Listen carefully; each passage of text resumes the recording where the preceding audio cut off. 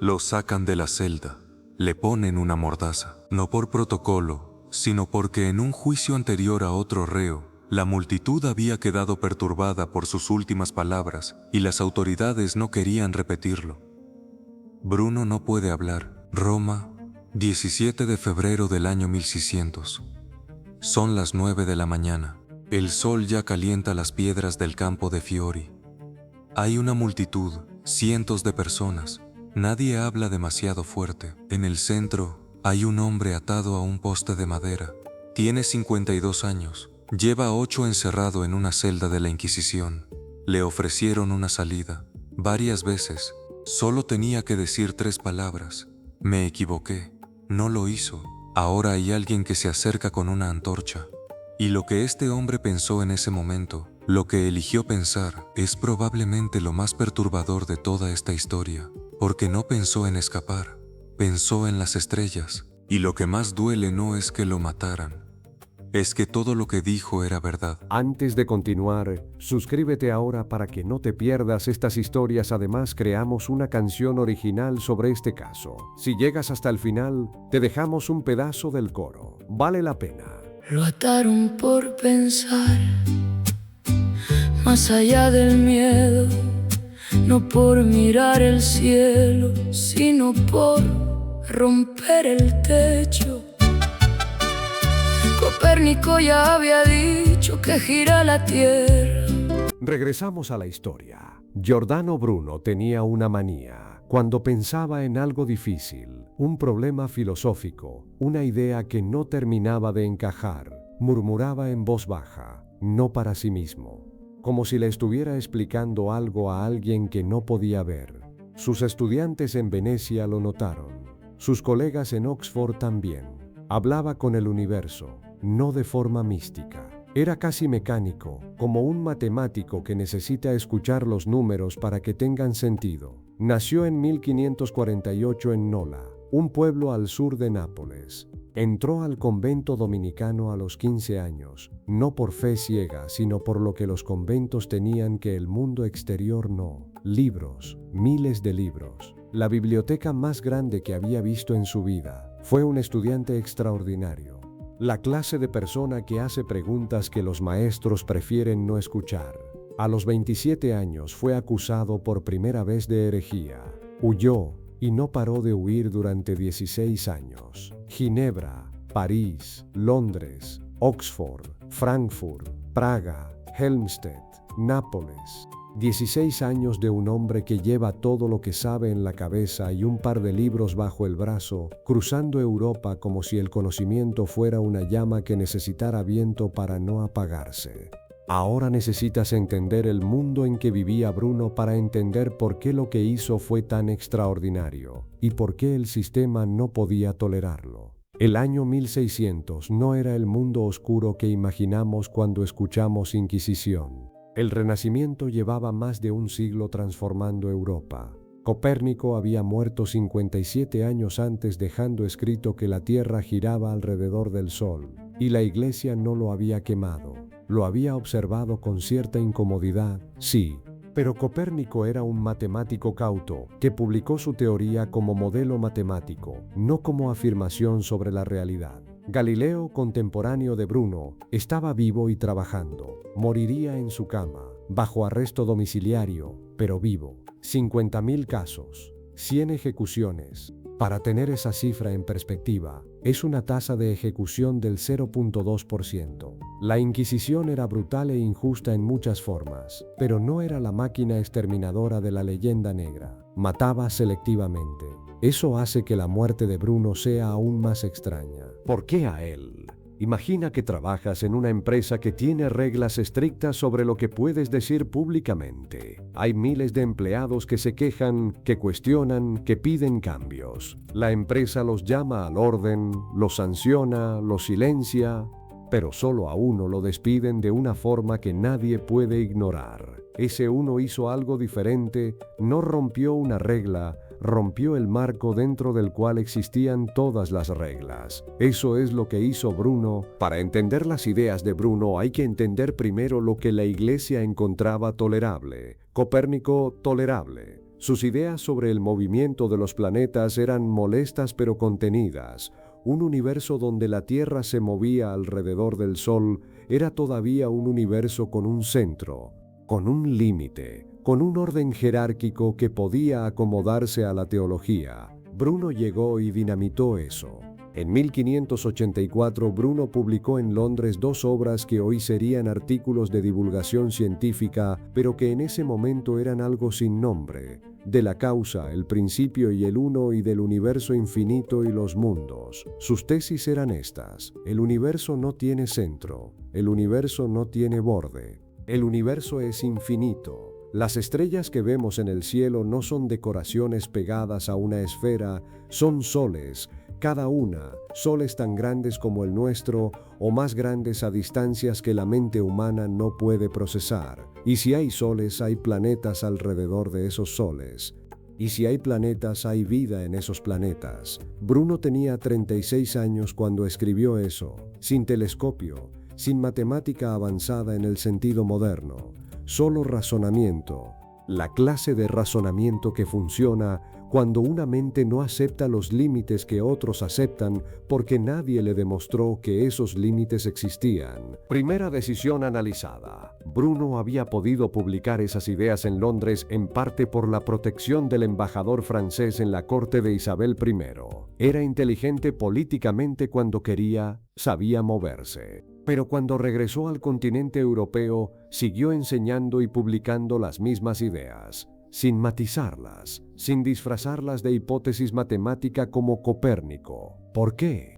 Esto tiene un nombre técnico: sesgo de exceso de confianza combinado con lo que los psicólogos llaman ilusión de transparencia. Bruno creía que sus ideas eran tan claras, tan evidentes una vez que las escuchabas, que cualquier persona razonable las vería como él las veía, no como herejía, como verdad obvia. El problema es que la inteligencia excepcional a veces viene con una incapacidad para imaginar cómo piensan las personas que no tienen esa inteligencia, o que la usan al servicio de otro sistema de creencias. Bruno no podía ver su propia amenaza desde afuera. En 1591 cometió el error que lo mató. Giovanni Mocenigo, un noble veneciano, le escribió una carta. Le ofrecía alojamiento en su palacio, dinero, protección, a cambio de que Bruno le enseñara su método de memoria. Bruno era también, entre otras cosas, un experto en técnicas mnemotécnicas que hacían furor en la época. Bruno aceptó. ¿Por qué aceptó volver a Italia, donde la Inquisición tenía más poder? ¿Por qué confió en Mocenigo, a quien no conocía? Segunda decisión analizada. Hay un sesgo que los investigadores llaman reactive de evaluación. La tendencia a sobrevalorar una opción precisamente porque alguien más nos la ofrece como atractiva. Bruno llevaba 16 años huyendo, estaba cansado. La carta de Mocenigo era exactamente lo que necesitaba escuchar en ese momento. Alguien que lo buscaba a él, que lo valoraba. Pero hay algo más. Bruno había comenzado a creer.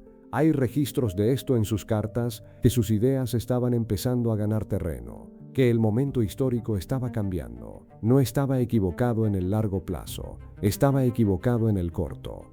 Tercera decisión analizada.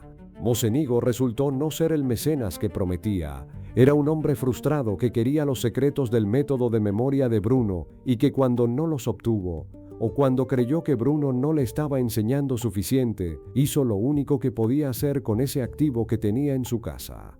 Lo denunció a la Inquisición veneciana. El 23 de mayo de 1592, Giordano Bruno fue arrestado. En este momento, Bruno tomó una decisión que en teoría era la correcta: colaborar con las autoridades, admitir algunos errores menores, negociar. ¿Por qué eso también falló? El mecanismo aquí es lo que los teóricos de negociación llaman anchoring failure. Cuando dos partes en una negociación tienen una noción tan distinta del valor en disputa que no pueden encontrar un punto medio. La Inquisición quería que Bruno dijera que sus ideas cosmológicas eran errores filosóficos sin consecuencias teológicas. Bruno estaba dispuesto a admitir errores en detalles, pero no en los fundamentos. Porque para Bruno, admitir que el universo tenía un límite, que no había otros mundos, que las estrellas eran decoraciones, era mentir sobre algo que sabía que era verdad. Y ahí estaba el abismo. Hay un momento específico en el proceso de Bruno donde el resultado todavía no estaba decidido.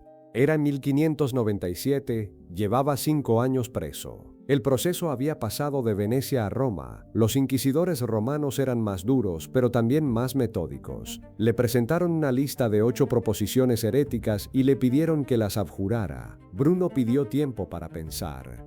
Y aquí está el momento. Algunos historiadores, particularmente el italiano Luigi Firpo, que dedicó décadas al estudio del caso, encontraron indicios de que al menos un inquisidor, no sabemos su nombre, argumentó internamente que Bruno podría abjurar de las proposiciones más ofensivas y salvar la vida con penitencia y reclusión permanente. Había una salida, estrecha, humillante pero real. Bruno tuvo 40 días para decidir. Imagina que estás en esa celda, 40 días. 6 años ya encerrado, el cuerpo de 51 años que ya no funciona igual que a los 30, las paredes de piedra que sabes que no van a cambiar. ¿Qué harías? La mayoría de nosotros diría que sí, no como cobardía, como pragmatismo, como supervivencia. Y lo más perturbador de Bruno no es que se negara, es que se negó con una serenidad que los propios inquisidores documentaron como desconcertante.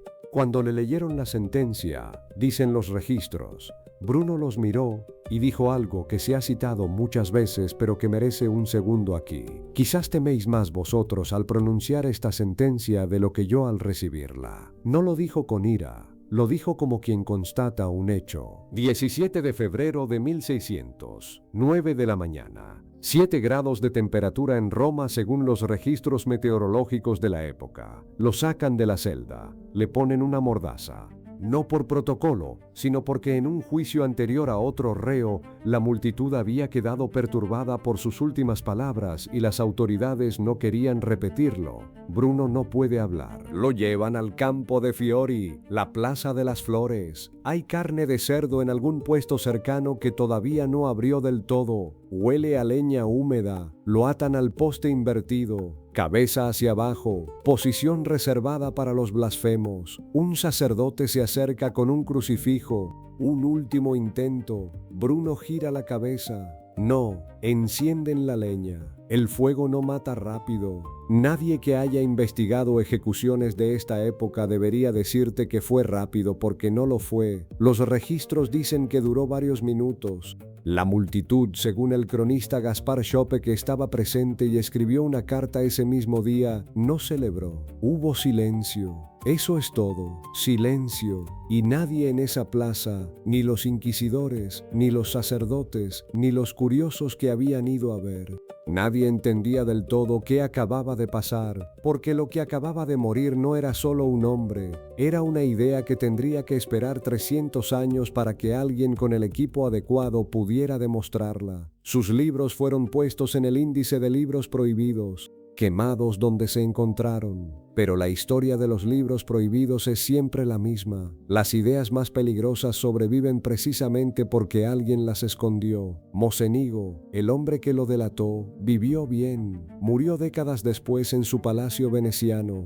No hay registro de que haya sentido remordimiento, o al menos de que lo haya expresado. La Inquisición consideró el caso cerrado. Galileo tenía 36 años cuando Bruno murió. Había escuchado de Bruno o probablemente había leído algo de sus obras. Años después, cuando Galileo fue procesado por sus propias ideas sobre el movimiento de la Tierra, fue notablemente más cauto que Bruno. Abjuró, vivió, aprendió Galileo de Bruno. Los historiadores debaten esto. Lo que es seguro es que la muerte de Bruno en esa plaza fue una advertencia que toda la comunidad científica europea escuchó sin que nadie tuviera que decirla en voz alta. Aquí viene la ironía que a veces los libros de texto no mencionan. En 1889, 300 años después de su muerte, se inauguró en el campo de Fiori una estatua de Giordano Bruno, en el mismo lugar donde lo quemaron, mirando hacia el Vaticano. la Iglesia se opuso formalmente a la inauguración. En el año 2000, 400 años exactos después de su ejecución, el cardenal Angelo Sodano, secretario de Estado del Vaticano, habló sobre Bruno. No fue una rehabilitación, fue una aclaración. Bruno murió con serenidad, pero por razones que no eran puramente científicas, sino también filosófico-teológicas, lo cual es técnicamente cierto y completamente esquivo al mismo tiempo. Y en el 2015, hace poco más de una década, el telescopio espacial Kepler confirmó la existencia de miles de exoplanetas, planetas que orbitan otras estrellas, como Bruno dijo que existían, en 1584. Pero la consecuencia que más me detiene no es ninguna de esas, es esta. El mismo año en que Bruno murió, un astrónomo danés llamado Tycho Brahe llegó a Praga a trabajar con el joven Johannes Kepler. Juntos en los años siguientes desarrollarían las leyes del movimiento planetario que Newton usaría para construir la mecánica clásica. La ciencia no se detuvo, nunca se detiene. Lo que se detuvo fue Bruno, y la pregunta que eso genera, la que ningún manual responde limpiamente, es si las ideas de Bruno llegaron al siglo XVII a pesar de su muerte o si llegaron porque su muerte las hizo imposibles de ignorar. No voy a decirte que Bruno fue un mártir de la ciencia. Fue algo más complicado que eso. Era un hombre difícil. Sus contemporáneos lo describían como arrogante, combativo, incapaz de guardar silencio cuando el silencio lo habría salvado. Tuvo conflictos en cada ciudad que lo acogió. Oxford lo echó. Ginebra lo excomulgó. Incluso sus admiradores lo encontraban agotador. No era un santo, era un pensador. Y aquí está el patrón que reconocerás aunque nunca hayas vivido el siglo XVI. Hay ideas que un sistema puede procesar y hay ideas que no. No porque sean falsas. A veces exactamente porque son verdaderas. La diferencia no está en el contenido, está en el tamaño. Copérnico movió la Tierra del centro del universo. Eso era manejable. La cosmología cambiaba, pero Dios seguía existiendo en algún lugar del sistema. Bruno dijo que no había sistema, que el universo era infinito y que la infinitud no tenía jerarquía, que si había vida en otros mundos, y la había, entonces la historia de la salvación que justificaba todo el poder de la Iglesia era, en el mejor de los casos, una historia local. Eso no era una herejía científica, era una herejía existencial. Y los sistemas, las instituciones, las empresas, las familias, los grupos de amigos, los sistemas destruyen las ideas que no pueden contener antes de poder procesarlas, no por maldad, por supervivencia. Piensa en alguna vez que tuviste una idea que era demasiado grande para el lugar donde trabajabas, o una conversación que intentaste tener y que la otra persona cerró antes de que pudieras terminar la oración. No te quemaron, pero algo en eso reconoces. El mecanismo es el mismo. La escala es diferente. Y ahora el detalle que dejé al principio. Bruno murmuraba cuando pensaba. Hablaba con algo que no podía ver. Los registros del proceso inquisitorial que están en el archivo secreto del Vaticano y que fueron publicados parcialmente en 1942. Incluyen el testimonio de uno de los guardias de su celda. Dice que, en los últimos meses, cuando ya sabía cuál sería la sentencia, Bruno seguía murmurando, por las noches solo, con la piedra fría y la oscuridad completa. El guardia dice que no podía escuchar las palabras, pero que no parecía asustado. Parecía estar explicándole algo a alguien. 400 años después sabemos que tenía razón. Las estrellas son soles. Hay planetas alrededor de esos soles. El universo no tiene borde. Y en algún lugar, en alguno de esos miles de millones de planetas que Kepler y sus sucesores han comenzado a catalogar, quizás, solo quizás, hay alguien murmurando en la oscuridad, explicándole algo a alguien que todavía no puede escuchar. Hay una pregunta que los historiadores de la ciencia llevan décadas discutiendo y que no tiene respuesta cómoda. Si Bruno hubiera sobrevivido, si hubiera abjurado, si hubiera vivido 20 años más en reclusión escribiendo en secreto, ¿sus ideas habrían llegado antes al mundo? ¿O fue su muerte, exactamente su muerte, lo que las hizo imposibles de enterrar? Hay algo más incómodo detrás de esa pregunta. ¿Cuántos Brunos hay ahora mismo? En una oficina, en una institución, en una familia, con una idea demasiado grande para el sistema donde viven. Aquí en el momento exacto no te vamos a decir cómo pensar. pero sí te vamos a dar las historias que merecen ser pensadas. Y como te lo prometimos desde el principio, escribimos una canción original sobre Giordano Bruno. Se llama La hoguera y las estrellas.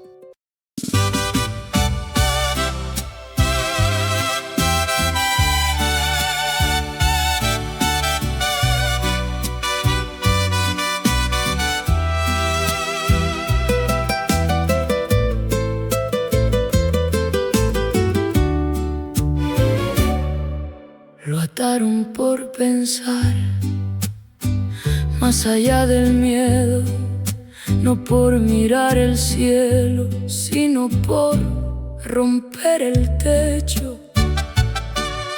Copérnico ya había dicho que gira la tierra, pero Bruno fue más lejos y eso prendió la guerra.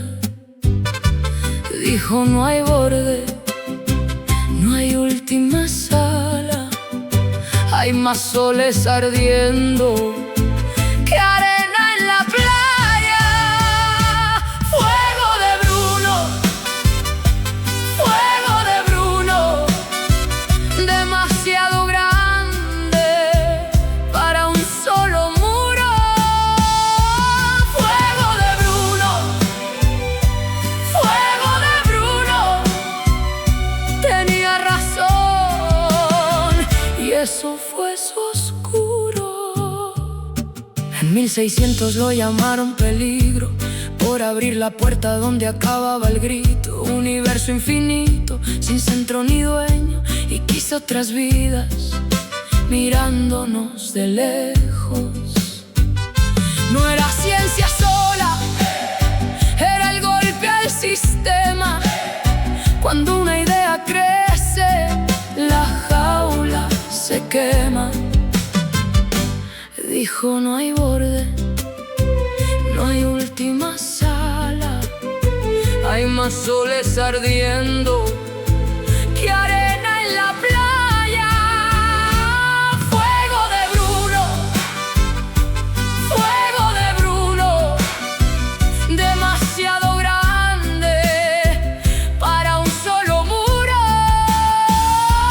Fuego de Bruno, fuego de Bruno, tenía razón y eso fue su oscuro. No era herejía, era demasiado futuro.